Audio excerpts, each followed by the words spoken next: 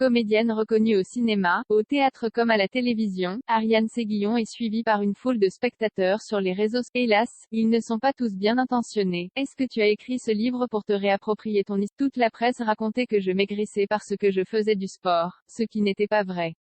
Mais au départ, si j'ai accepté de faire ce livre, c'est parce que je voulais rendre justice à mon petit frère. C'est aussi cette situation qui m'a amené à la boulimie. J'ai perdu une des personnes que j'aimais le plus. Il a été détruit dans l'enfance par un viol, une torture. J'avais envie que cette omerta disparaisse. As-tu fini par pardonner ce silence? Le pardon n'est pas l'oubli. Oui, j'ai pardonné parce qu'une vie de colère et de haine et de rancœur.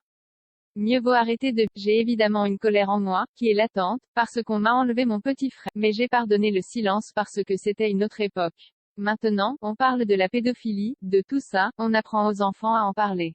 À mon époque, on vous mettait des mains aux fesses, on ne trouvait pas ça très agréable mais on trouvait ça normal. Tu as beaucoup souffert de ce type d'agression? Pas mal oui.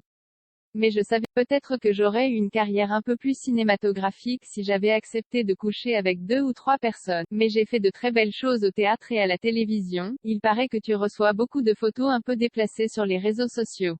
Je pense qu'il n'y a pas besoin d'être quelqu'un de public pour recevoir des choses déplacées. Nous y avons toutes et tous droit. C'est vrai que parfois ça peut surprendre quand on est à un dîner, qu'on prend son portable pour passer un coup de fil et que sans faire exprès on appuie sur Instagram, mais on l'a tous vécu. Il y a surtout des aspects psychologiques qui, eux, sont plus violents. Souvent, des profils vides qui vous sortent des trucs monstrueux. Je ne les lis plus mais parfois on tombe. Maintenant ça me fait rire. De temps en temps on me perd, je m'énerve un peu. Je sais qu'il ne faut pas le faire.